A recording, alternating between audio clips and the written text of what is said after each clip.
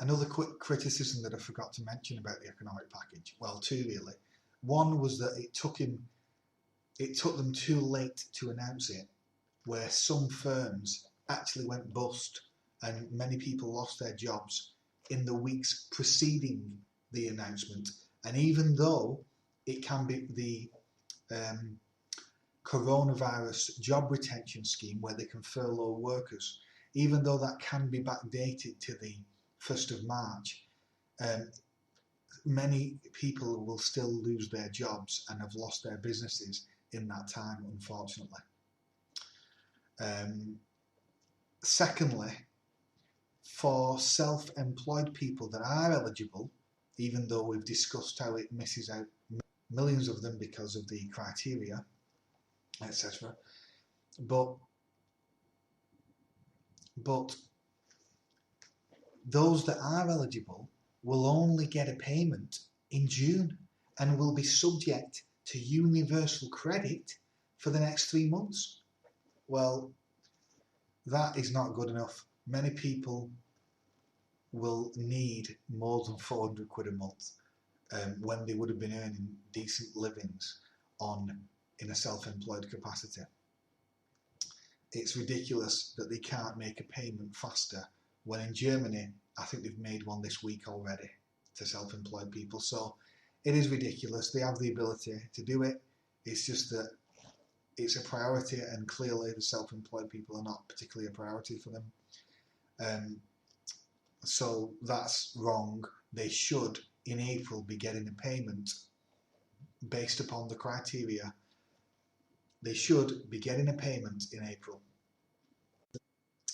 Another economic criticism would be that they're failing to nationalise some of the big failing firms because of this coronavirus pandemic. Now would be a great time to push the nationalising screw.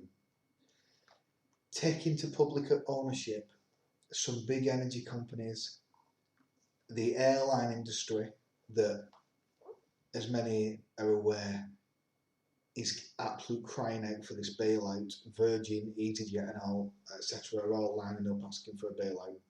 We should be nationalising some of these firms.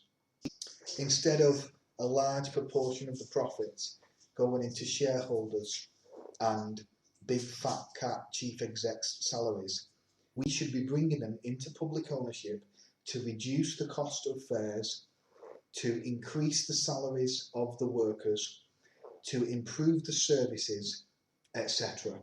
We shouldn't just be giving them these bailouts without any strings attached or without the British public gaining equity. We need equity, and ultimately we need control, which is why I believe we should be nationalising some of them. But the government is not doing that currently. It's nationalised the trains. It's not doing that currently, and that is wrong. Let's talk about some other criticisms. They didn't shut down schools quick enough. Schools, even though it doesn't affect children significantly, the virus, for many children they show very mild symptoms, like they might lose their sense of smell or taste. The fact is they can still carry the virus and they can still spread it. And these schools were obviously a massive source of the virus spreading. All across Europe, they shut the schools down very early.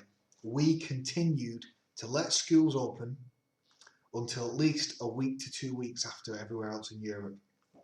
That was completely wrong. They didn't take the advice, and we didn't start the social distancing or banning mass gatherings like Cheltenham. They allowed Cheltenham racing to go ahead, even though there would be 100,000 people there. Even though, of course, large gatherings would be absolute prime spreaders of the virus, they didn't ban them, and so they went ahead. And now it's believed that by not banning them early enough, more lives have been lost, unfortunately. they haven't forced a rent holiday or a bills holiday for citizens. It's kind of just up to the individual to negotiate it with the landlord or with the company, but they're not under a legal obligation to give you a holiday or suspension of the bills for the time being. Now, of course, a lot of companies will do that, and that's the right thing to do, but they haven't legally mandated that they must do if you're affected by the virus, and that's not right. They should be forced to give you a suspension of those bills if you are having to isolate, or if you're on lockdown and you're going to receive less money for whatever reason. If you want to initiate a holiday from those bills, you should be allowed to do that.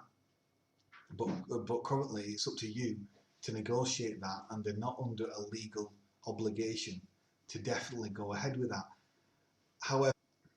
However, people who have mortgages, the government has given a much more forceful hand to kind of ensure that they give you a holiday. But the same is not true for renters and just general bills like energy bills and so forth. And that is not right, because there will be many people that are now going to be claiming universal credit and have much reduced incomes that will need urgent holidays to get them through this period until they can start picking up some proper work again. The government has been completely woeful with its communication and the guidance it's given. It's been completely unclear. What does social distancing mean exactly? When they first came out, now they gave the clarity that it means keep at least 2 metre distance from anyone. They were completely woeful when it comes to whether or not social gatherings should be banned or should proceed. Of course they should have been banned. They eventually did ban them, but it took them weeks before other governments. They've been completely woeful on what a key worker is.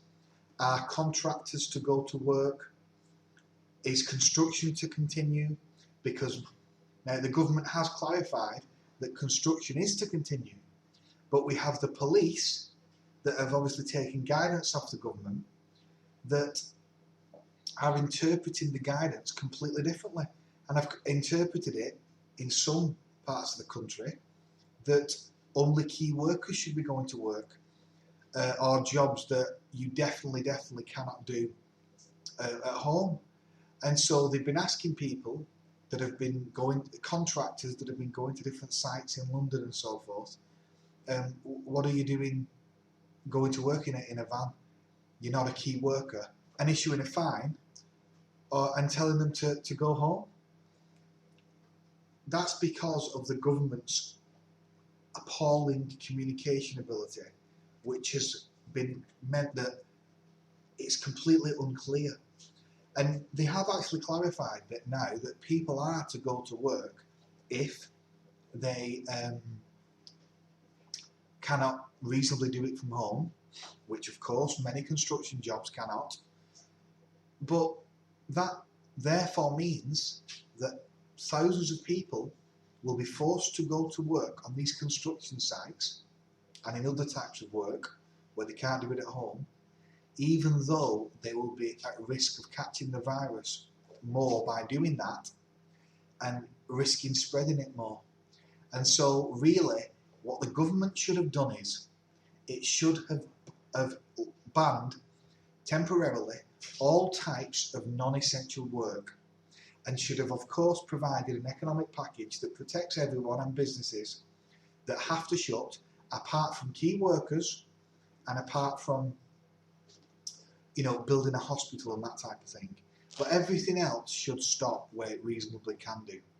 But currently it hasn't fully stopped, and millions and millions of people are still going to work, because even though they're not key workers, the government has not legally mandated the stopping of that industry, and so it's continuing. And that can be debated. Some people would say that is the government are correct to do that, and that we can't have complete economic disaster, and that we still need, construction and so forth to continue.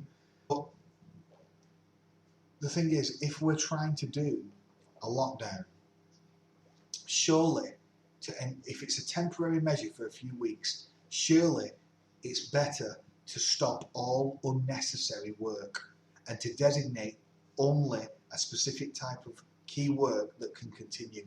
But the government has not really done that. It's allowed non-key workers or non-essential industries to continue. And that, in many regards, goes against the whole principle of a lockdown. And another obvious problem with not designating contractors key workers, but at the same time wanting them to continue, is that many of the supply chains, the builders, merchants and so forth, have closed because they feel as though they can't carry out the social distancing practices and it's not essential, etc. And so the supply chain will dry up, has dried up for many of them, hence why many contractors are shutting sites, which is the right moral thing to do. And they can't get accommodation for their workers who would typically be working away, because hotels will only give to key workers and contractors are not designated key workers. So the whole thing is a total mess and it needs to be addressed. They should have